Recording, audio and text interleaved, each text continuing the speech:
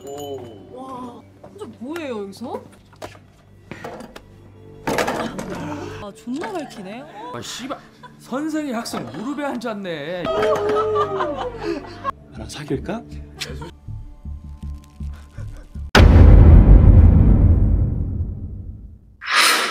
Di Korea, ada sebuah sekolah elit bernama Mong High School, tempat anak-anak dari keluarga kaya dan berpengaruh menempuh pendidikan. Di balik megahnya sekolah ini, ada seorang siswa bernama Hun Sukung yang terkenal angkuh sekaligus kejam. Ia kerap mencari gara-gara, merundung, bahkan mempermalukan siswa lain yang dianggap lebih lemah.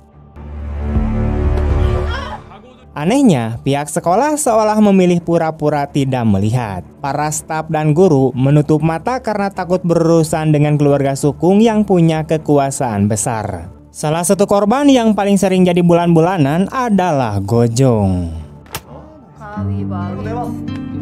Hampir setiap hari, Sukung bersama dengan gengnya mengganggu anak itu, dan parahnya, aksi mereka sempat direkam oleh seorang siswi bernama Mi.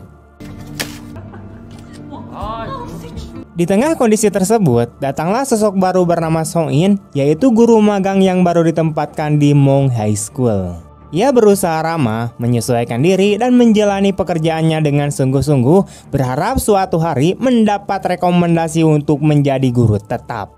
Suatu hari, ketika berada di toilet sekolah, Song-in tak sengaja mendengar dua guru senior bernama Ejgon dan Hun sedang membicarakan guru sebelumnya yang pernah menempati meja kerjanya.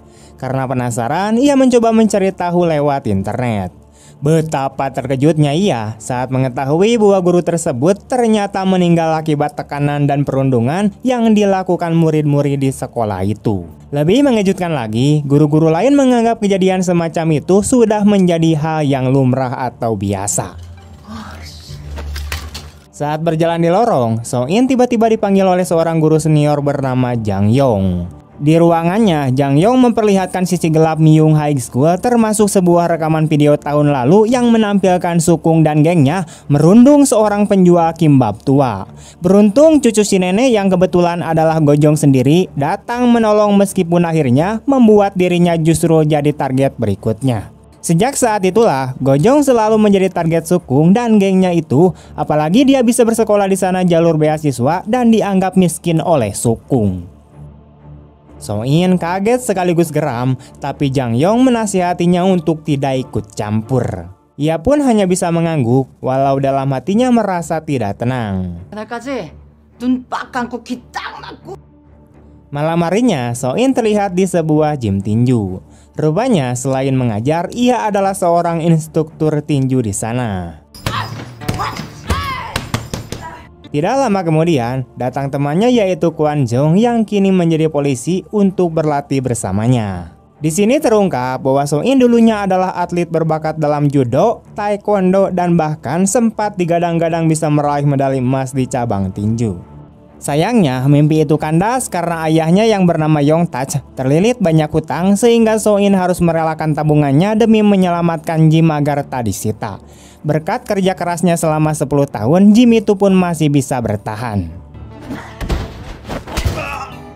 Seusai berlatih, ia menemukan beberapa topeng hewan di gym. Ia sempat heran, namun Kwon Jong menduga topeng-topeng itu adalah koleksi ayahnya yang dulu sering diambil dari anak-anak yang berlatih di sana. Keesokan harinya di sekolah, Song-in tetap berusaha menjaga sikap baik di depan semua orang. Bahkan saat mendapati beberapa murid merokok, ia memilih diam demi menjaga citra agar bisa mendapat rekomendasi guru tetap. Di sisi lain, Sukung bersama gengnya menonaktifkan kamera CCTV sekolah untuk kembali mengganggu Jong. Song-in yang melihatnya awalnya teringat nasihat Jae-yong untuk tidak ikut campur. Namun ketika melihat aksi mereka sudah terlalu keterlaluan, ia tidak tahan lagi dan akhirnya turun tangan. Pada saat yang sama, seorang murid bernama Bon-in mendekatinya dan memperingatkan bahwa keluarga Sukung sangat berpengaruh. Ayahnya kepala kejaksaan, ibunya seorang pengacara, dan pamannya bekerja di kepolisian. Dengan latar belakang seperti itu, Sukung hampir mustahil tersentuh hukuman. Song-in sempat bingung, tapi ia punya cara sendiri. Ia pura-pura menerima telepon lalu menghampiri tempat Sukung hampir menendang Jong.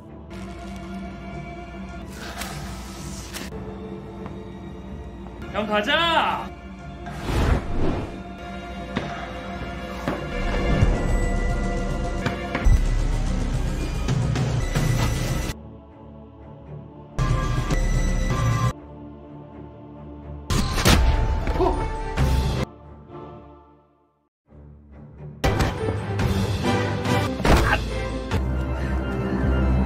Dengan tenang, ia menghentikan keadaan dengan menyuruh Jogong kembali ke kelas, sekaligus meminta maaf kepada Sukung seolah-olah tidak terjadi apa-apa. Aksi itu membuat Sukung kesal karena rencananya gagal. Ia curiga dan bertanya-tanya siapa sebenarnya So-in.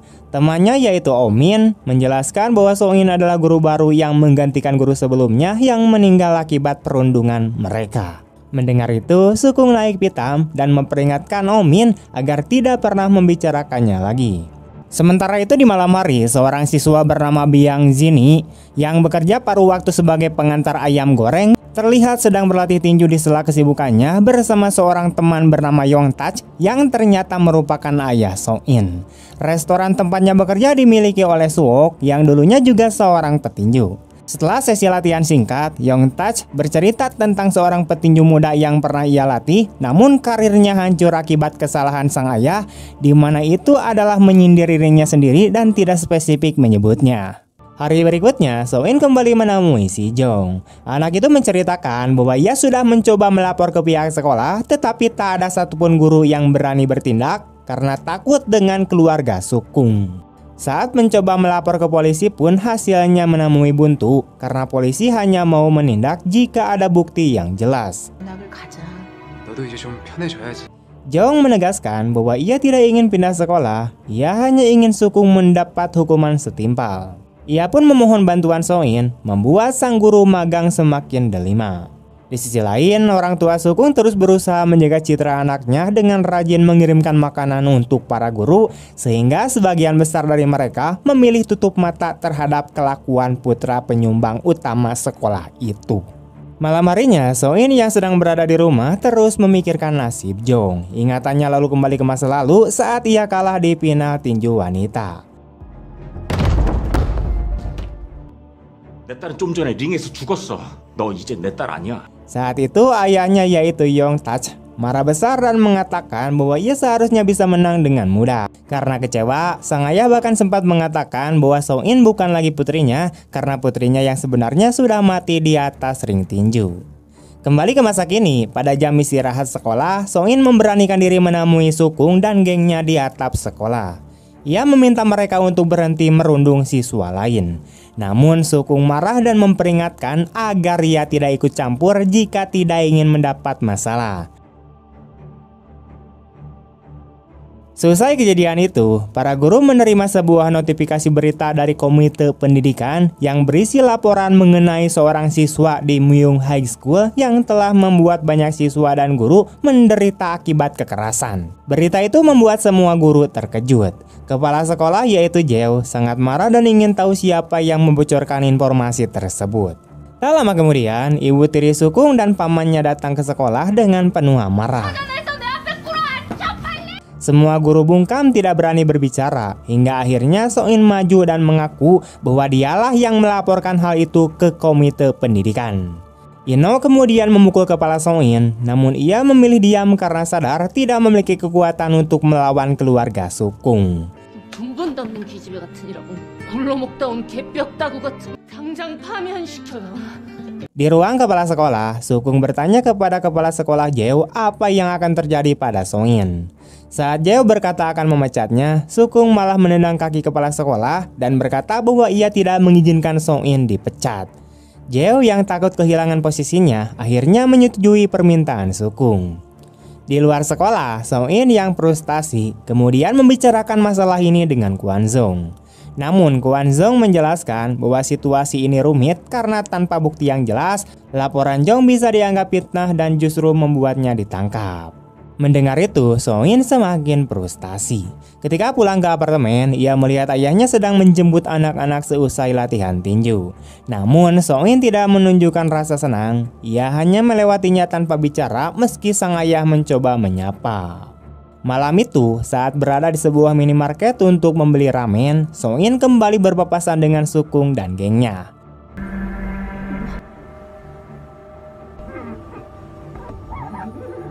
Mereka mulai mengganggunya dan berkata bahwa ia tidak akan sanggup melawan mereka semua. Saat itu, Song-in teringat nasihat Jang Yong bahwa melawan Sukung hanya akan membuatnya terjerat masalah hukum, apalagi pamannya bisa dengan mudah menghancurkan karirnya sebagai guru magang. Dalam perjalanan pulang sambil terus memikirkan masalah itu, ia tanpa sengaja menabrak seorang pria mabuk di jalan. Pria itu marah dan memukul kepala Song-in. Hal itu memicu kemarahannya dan ia membalas dengan menendang pria tersebut hingga pingsan. Kejadian itu membuat Song-in semakin yakin bahwa ia harus menemukan cara untuk melawan ketidakadilan yang dilakukan Sukung. Sementara itu, Sukung dan gengnya sedang bermain basket. Ketika seorang pemain lain tidak sengaja menabraknya, ia marah besar hingga terjadi perkelahian.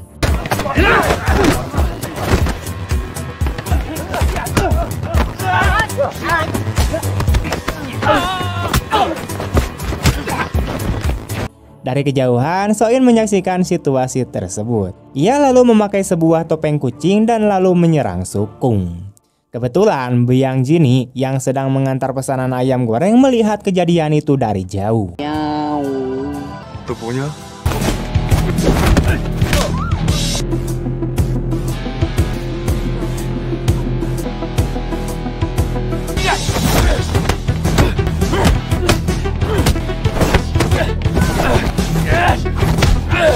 뭘 보고 있는 거냐?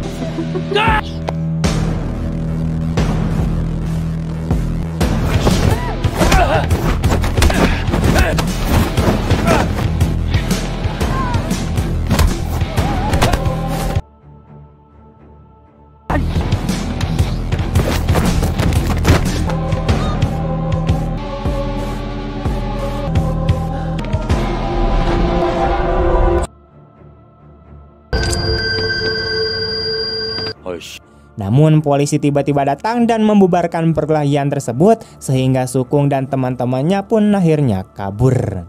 Keesokan harinya, Song-in merasa puas karena berhasil memberikan pelajaran kepada Sukung. Berita tentang seorang sosok bertopeng kucing yang berani melawan Sukung langsung menyebar ke seluruh penjuru sekolah. Para guru dan murid menganggap sosok bertopeng itu sebagai pahlawan. Sukung sendiri sangat marah ketika melihat mejanya dipenuhi gambar topeng kucing yang digambar oleh para murid. Ia melempar mejanya dengan kesal dan tidak peduli pada pelajaran di kelas. Akhirnya ia memutuskan untuk meninggalkan sekolah bersama teman-temannya. Masih dengan amarah yang membara, ia mengendarai mobil dengan kecepatan tinggi hingga membuat teman-temannya ketakutan. Di sisi lain, Song-in kembali ke gym tinju dengan perasaan puas karena sudah melawan Sukung. Namun, Kwon Jong yang mengetahui bahwa Song-in adalah sosok bertopeng kucing memperingatkannya agar tidak melanjutkan aksi itu karena masih ada cara lain untuk mencari keadilan. Sementara itu, Sukung dan gengnya kembali melakukan aksi kejam. Kali ini mereka memaksa Jong untuk turun dari tangga tanpa mengenakan baju dan dengan kantong plastik menutupi kepalanya. Setelah sampai di lantai dasar, Jong berlari ketakutan hingga tiba di restoran ayam goreng tempat Biang Jini bekerja. Sunuk, pemilik restoran, terkejut melihat kondisi Jong dan segera menolongnya. Biang Jini yang panik segera bergegas naik motor menuju gym untuk memberitahu Song-in. Saat itu, Song-in sedang bersiap membuat topeng kucingnya, namun Biang Jini tiba-tiba datang dan menceritakan apa yang dialami oleh Jong. Ia juga mengatakan bahwa dirinya tahu Song-in adalah sosok bertopeng kucing karena sebelumnya ia yang diam-diam melapor polisi saat terjadi perkelahian basket. Sementara itu di restoran, Jong yang sudah tidak tahan lagi dengan semua perundungan mengambil sebilah pisau dan berusaha menyerang Sukung.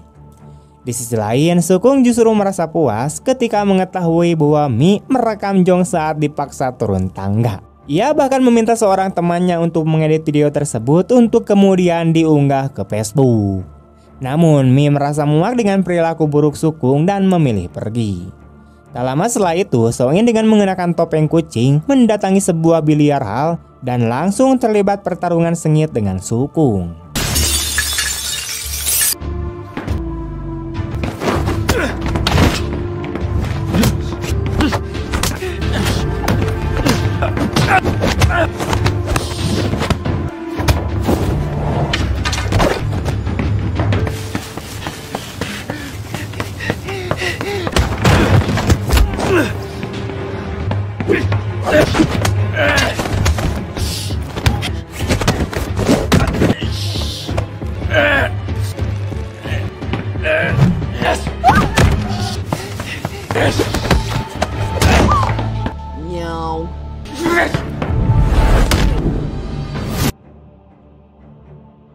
Saat keduanya bertarung, Jong tiba-tiba muncul dengan membawa pisau. Song In sadar bahwa Jong berniat melukai Sukung, di mana ia berusaha menghentikannya meskipun akhirnya terkena luka cukup parah akibat pisau tersebut. Karena kehilangan banyak darah, Song In segera dilarikan ke rumah sakit. Di rumah sakit, ayahnya yaitu Yong Touch sangat khawatir dengan kondisi putrinya. Saat melihat topeng kucing milik Song In, ia merasa marah dan berniat membalaskan dendam kepada Sukung. Ia pun pergi mengenakan topeng itu dan langsung menantang Sukung untuk bertarung.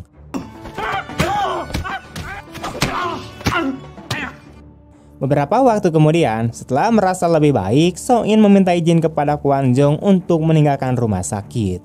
Ia ingin melindungi Jong dari ancaman lebih lanjut. Saat keluar dari ruangan perawatan, ia terkejut melihat ayahnya duduk di kursi dalam keadaan babak belur akibat bertarung dengan Sukung. Hal itu semakin menambah amarah Song In terhadap murid pembuat onar tersebut. Dalam perjalanan pulang, ayahnya mencoba meminta maaf atas kesalahan di masa lalu. Ia mengingatkan kembali pada momen ketika Song In mengikuti seleksi nasional Olimpiade tinju. Saat itu sebenarnya Song In hampir menang, tetapi ia sengaja menahan pukulannya sehingga akhirnya kalah. Yong Touch marah besar, padahal ternyata sebelum pertandingan, Song In bertemu dengan seseorang yang menawarkan uang untuk membayar hutang ayahnya dengan syarat ia harus kalah. Yong Touch sebenarnya tahu akan hal itu, sehingga ia dulu menganggap putrinya sebagai seorang pecundang. Namun kini ia sadar bahwa pengorbanan besarnya itu dilakukan demi dirinya, sehingga ia meminta maaf dengan tulus. Song In hanya terdiam menahan tangis mendengar permintaan maaf ayahnya. Keesokan harinya, Sukung dan Omin curiga bahwa sosok bertopeng kucing berasal dari sekolah mereka. Mereka pun memeriksa semua lengan siswa lain untuk mencari seseorang dengan luka di lengan kiri, namun tidak menemukan apapun. Hingga akhirnya Sukung tanpa sengaja melihat luka di lengan kiri Song In akibat tabrakan dengan murid lain. Saat itulah ia menyadari bahwa Song In adalah sosok bertopeng kucing yang selama ini ia cari. Beberapa waktu kemudian, Sukung mendatangi ruang guru dan dengan sengaja mencengkram lengan Song In yang terluka. Ia menanyakan alasan mengapa Song In menyelamatkannya ketika Jong berusaha menyerangnya. Song In menjawab bahwa ia hanya ingin melindungi Jong agar tidak terjerat masalah hukum. Merasa frustasi, Sukung sempat mencoba mencekik Song In dengan menutup kepalanya menggunakan kantong plastik. Namun ia berubah pikiran ketika melihat brosur mengenai pertandingan tinju festival sekolah. Ia pun memutuskan untuk menantang Song In bertarung di hadapan semua siswa dan guru dengan tujuan mempermalukannya di depan umum.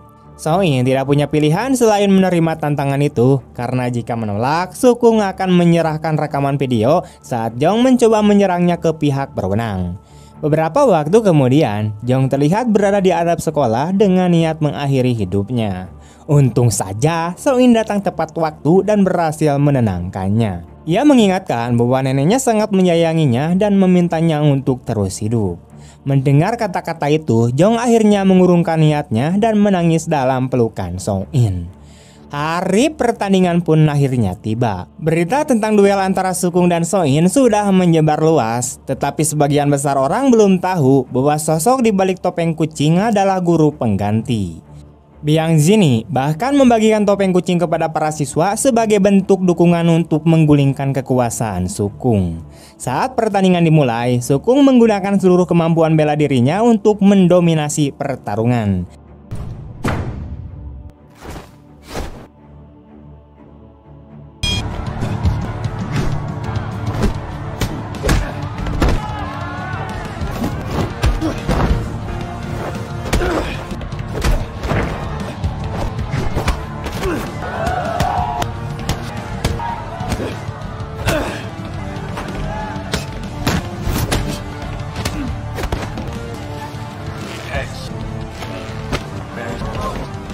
Ia bahkan membuat rambut Song In terurai, sehingga semua orang terkejut mengetahui bahwa sosok di balik topeng kucing ternyata adalah seorang wanita. 남자도 머리 길 수 있지. 여자였어?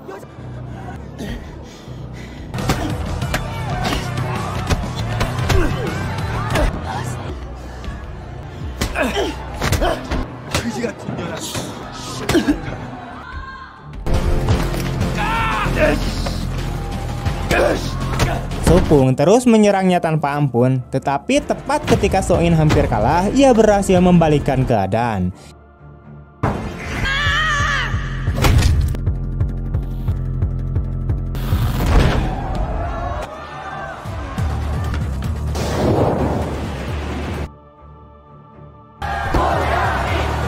Ia melepas topengnya di depan semua orang, memperlihatkan bahwa dialah sang petarung bertopeng kucing.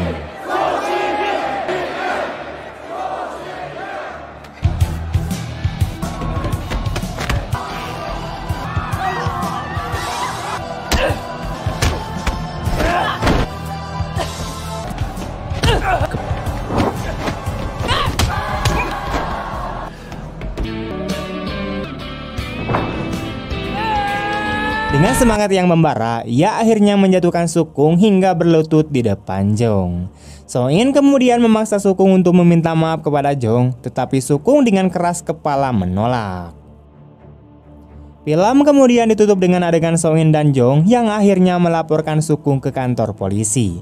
Tidak lama kemudian, Mi juga datang memberikan bukti rekaman kekerasan Sukung di sekolah.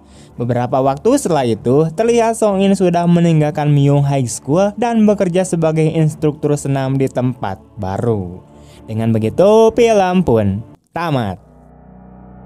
Film ini mengingatkan kita bahwa keberanian sejati bukan hanya soal kekuatan, melainkan keteguhan hati untuk melawan ketidakadilan. Diam hanya membuat kejahatan semakin berani, tapi satu langkah kecil untuk melawan bisa membuat jalan perubahan besar. Setiap orang berhak mendapatkan kesempatan kedua, dan ingatlah, solidaritas serta kepedulian jauh lebih kuat daripada kekerasan.